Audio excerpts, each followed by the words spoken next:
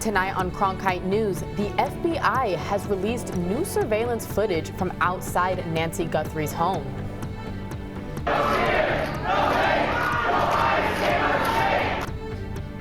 Plus, a heated meeting today as the city of Phoenix draws up a plan to respond to ICE agents in the area. And the University of Kansas Jayhawks takes down the undefeated University of Arizona Wildcats. Stay tuned for a closer look at the game. Good evening and welcome to Cronkite News. I'm Aaliyah Steinley. And I'm Ron Cunningham. Thank you for joining us. Tonight, we bring you news on the impact of ICE in Arizona. In Phoenix, protests during a city council meeting. Also, some immigrants share their concerns over immigration crackdowns. And a new bill could force state and local governments to fully cooperate with federal immigration enforcement. We start tonight with ICE hearings happening before the House Committee in Washington, D.C. Top federal immigration enforcement officials testified before Congress this morning. Among them was Todd Lyons, the head of ICE, who was clear on his stance regarding deportation tactics and agendas. But let me send a message to anyone who thinks they can intimidate us. You will fail. Lyons reads off a list of statistics highlighting the increase in violence that ICE agents have experienced over time. He blamed elected officials for pushing rhetoric that is putting officers in danger. The hearing follows the death of 2 U.S. citizens during separate ICE raids earlier this year. Protests at a special meeting for the Phoenix City Council stopped the meeting before it could get started. Cronkite News reporter Abby Jurek was at City Hall and was in the room when protesters started shouting and chanting at city leaders. The council had planned to work on a new response to an increase in immigration enforcement here in our city, but shortly after the meeting started, protesters started chanting and shouting, forcing the meeting to be adjourned early. Phoenix Mayor Kate Gallego had called in the City Council this afternoon to discuss the new Community Transparency Initiative, meant to balance civil rights and federal law during ICE raids. But community activists came in early and said these policies were not enough.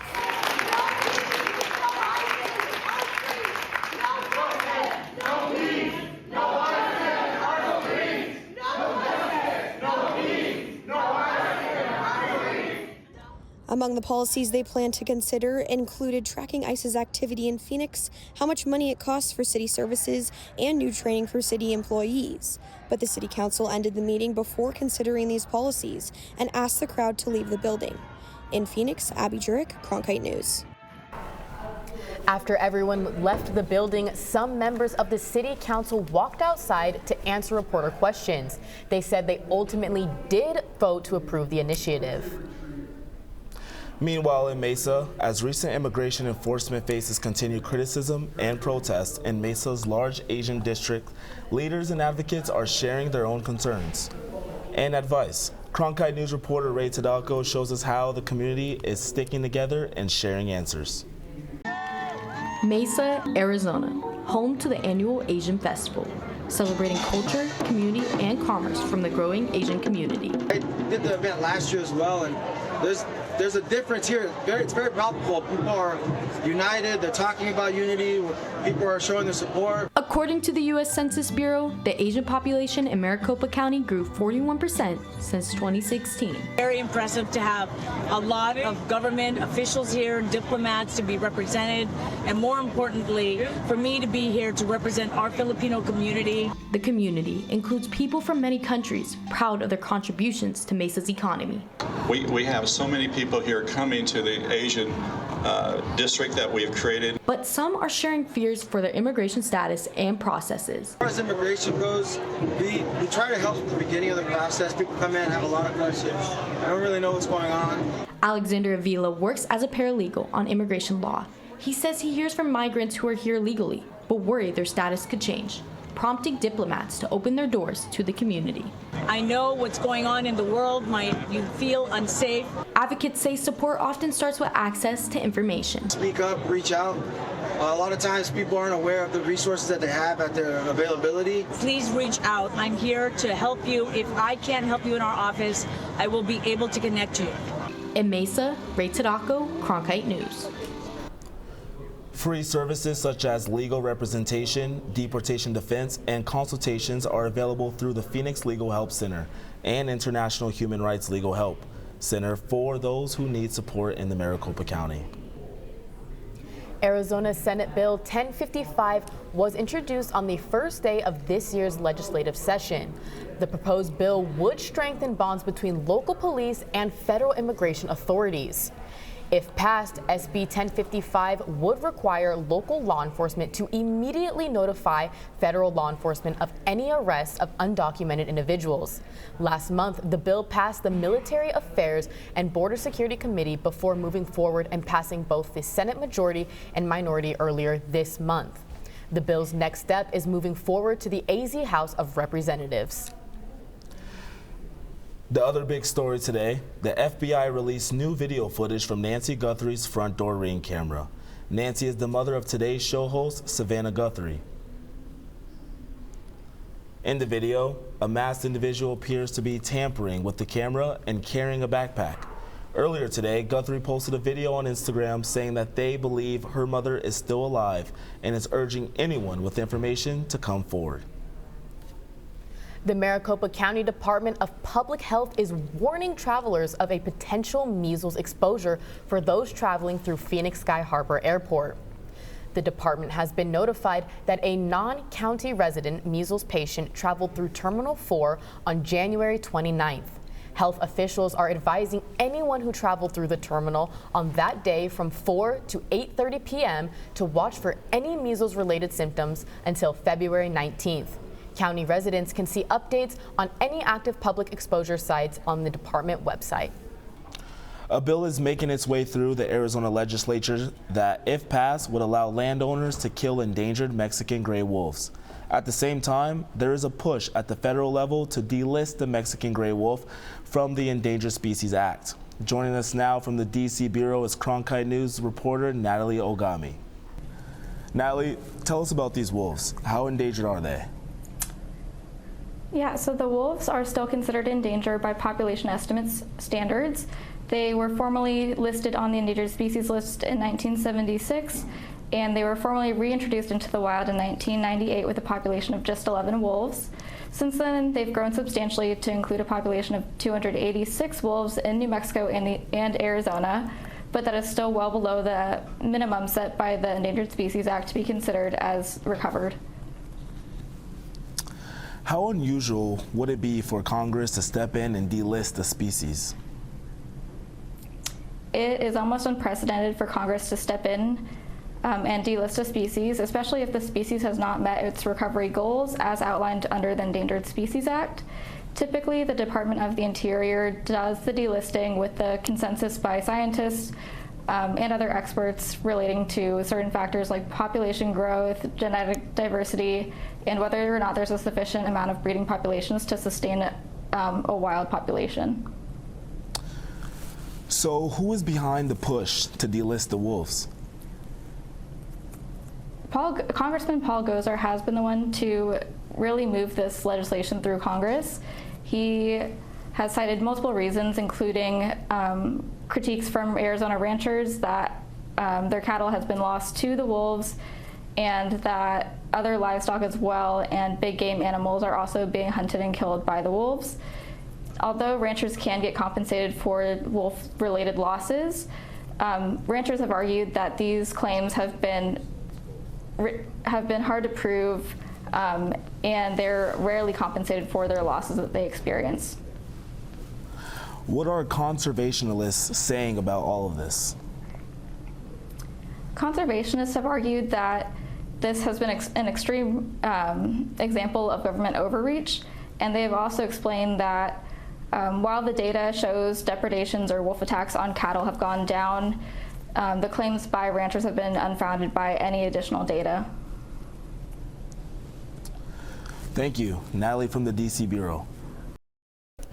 Coming up next, we'll take a look at snowpack levels along the Colorado River. That's right, mountains alongside the river are holding less snow than normal.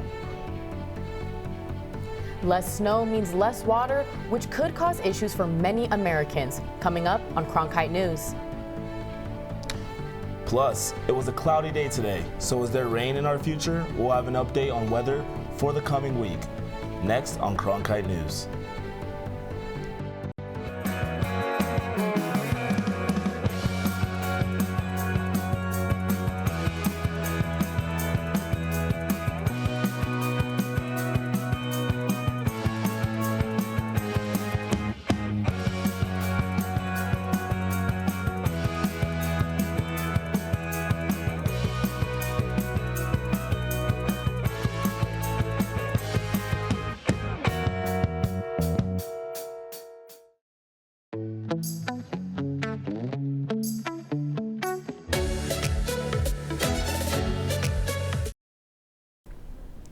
Lyft is introducing a new ride-sharing option for teenagers. The company says Lyft Teen will provide a safe and affordable way for teens to get from point A to point B. According to the Federal Department of Transportation, only about 2.9% of Arizona licensed drivers are under 19 years old. The new service launched in Phoenix, Chicago, and more than 200 other locations across the U.S. Autonomous driving service Waymo and rideshare service Uber both have similar rideshare options for teenagers. Like Waymo and Uber, only verified Lyft accounts will be able to create teen profiles, and parents will be able to track their teen's location live. CEO of Paramount David Ellison is ramping up his bid to acquire Warner Bros. Discovery. Paramount now says it will pay WBD shareholders $650 million for each quarter its deal with Netflix is not closed. The offer would start next year. It is intended to hedge uncertainty around obtaining regulatory approval, which could take months or years. Paramount is also offering to pay WBD's $2.8 billion termination fee for canceling its deal with Netflix. WBD's management has rejected Ellison's offer in the past, but shareholders will get the final word. The Colorado River is having the driest winter in decades. According to federal data, it's the lowest since 1986, with February being the lowest in 35 years. Across the Colorado River, mountains are holding only 58% of normal at this time of the year. Less snow equals less water flowing into rivers and reservoirs. But why does it matter? More than 2/3 of the Colorado River comes from mountain snow. According to Noli Templeton, Arizona relies on approximately 36% of the Colorado River water supply. I spoke with the senior policy analyst at the Central Arizona Project, and she spoke on their plan regarding the river. The post-2026 negotiations, which, the 7 basin states have been actively engaged in negotiating to figure out how to operate the 2 biggest reservoirs in the system, Lake Mead and Lake Powell, for in the future. So what we're currently operating on is expiring very soon, 8 months or so from now. Officials on the federal level are limited with options such as releasing water from upstream reservoir, but officials have not yet decided which reservoir or even how much water. Speaking of water, it's been pretty cloudy. Can we expect some rain this week? Ray Tadako is here to tell us what we can expect. Thank you, guys. Tonight, we are looking at 78 degrees at 6 p.m. As we move on to our night, we're going to have our 60s at 9 o'clock, 66 at 10 p.m. If you're still outside, definitely want to check out these temperatures as it gets cloudy. There's going to be some wind our way. Speaking of cooler temperatures, tomorrow we are hitting 58 degrees in Phoenix for our lower temperatures, in the 50s on the western part of the state there, and 53 in Tucson. In the northern part, Grand Canyon, it's getting cold up there, so if you're heading up that way this week, you're going to want to grab a blanket. But as things tend to warm up in Arizona, Phoenix hitting 80 degrees. You're going to want to hydrate during this time as the weather starts to change. Then 70s up on our western part of the state, 77 in Yuma. Down in Tucson, we're looking at 79. But the northern part of the state, we're seeing some nice 50s. Really good if you want to go take a hike with family and friends for that. But our 8-day forecast coming up here. We're looking at a lot of clouds this week. On Wednesday, Thursday, and Friday, we're looking at some broken clouds on Wednesday. But as the weekend comes, Saturday, Valentine's Day, we have some clear skies. You definitely want to make some plans there. Sunday, Monday, Tuesday, and Wednesday, we have some more clouds coming your way. From the Cronkite Weather Center, I'm Ray Tadako. Coming up next, Phoenix Suns are facing off against the Dallas Mavericks tonight. The Valley team is coming off 3 losses and is looking for a win before the All-Star weekend. Dallas, a really good defensive team, so it's another team we want to play in transition as much as possible. Stay tuned for a message from the coach on their game plan for tonight. Coming up on Cronkite News.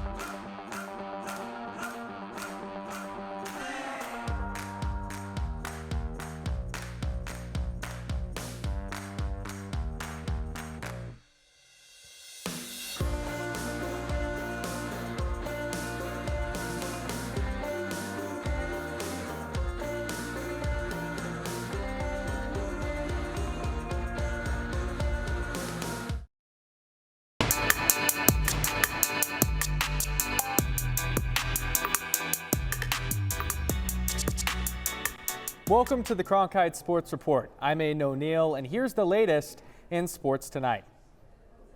Starting with some hoops in the Valley, the Suns are back in action tonight, hosting top draft pick Cooper Flagg and the Dallas Mavericks. Devin Booker and Jalen Green are both cleared from the injury report and are expected to play.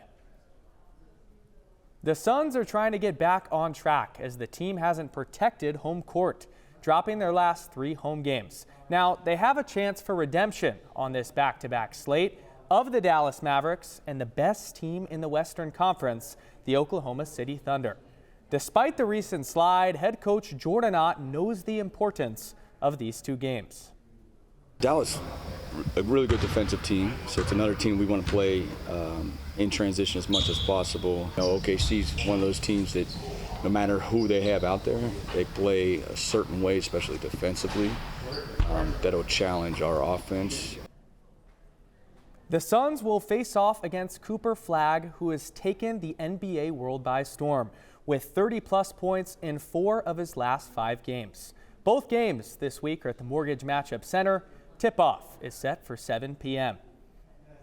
To college basketball, number 9 Kansas celebrated a huge upset against number 1 Arizona.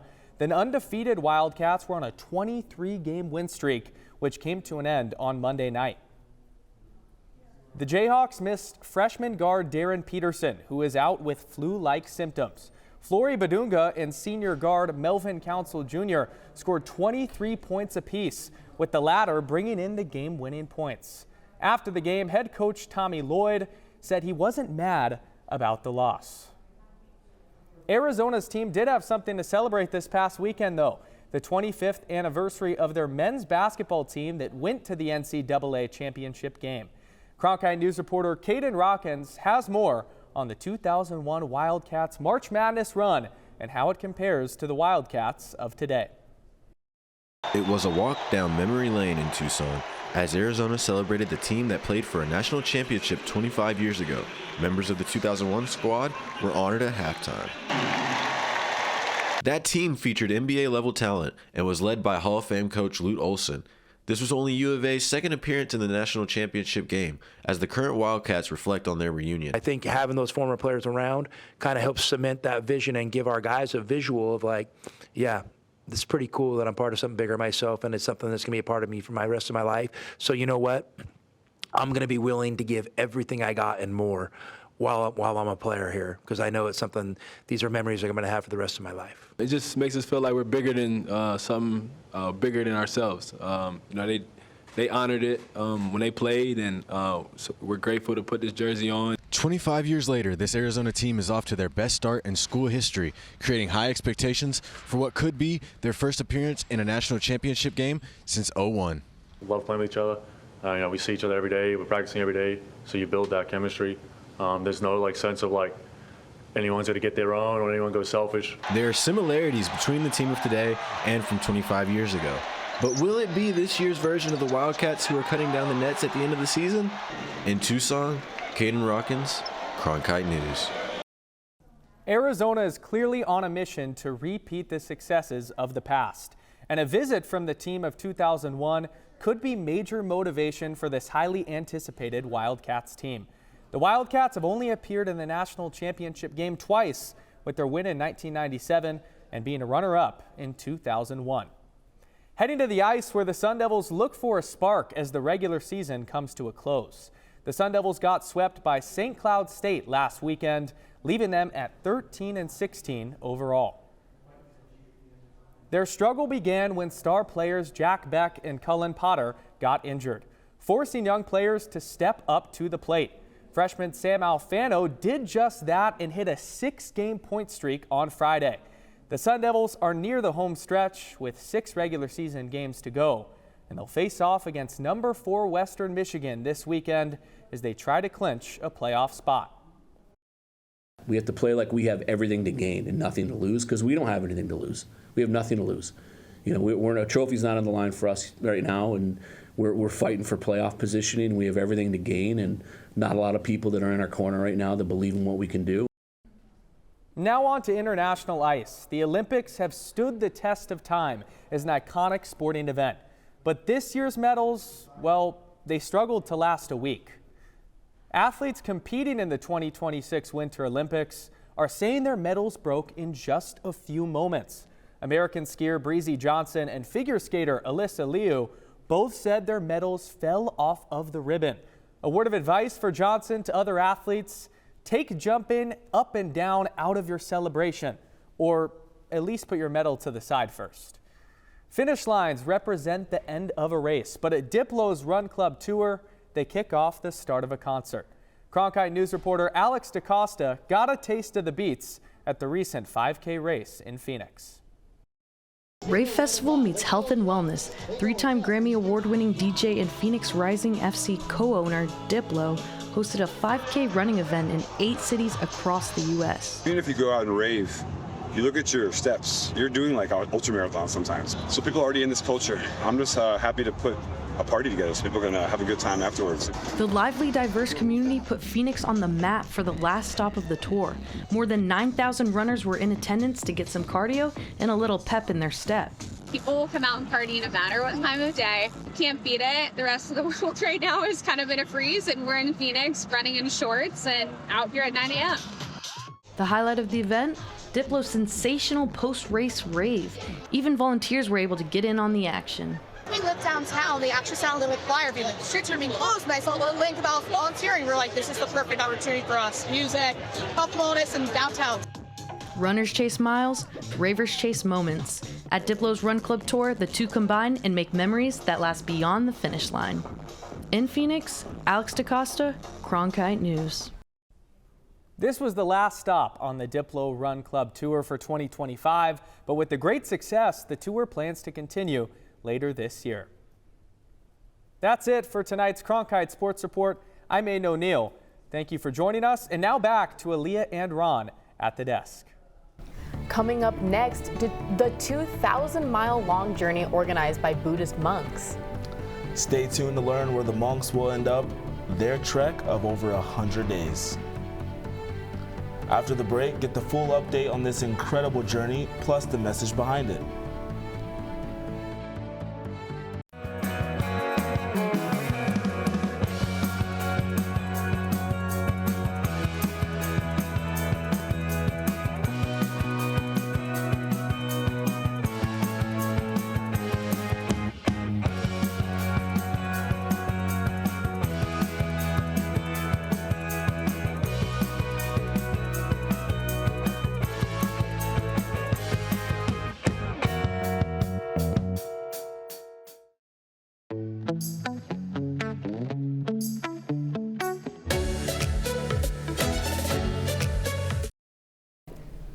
Welcome back.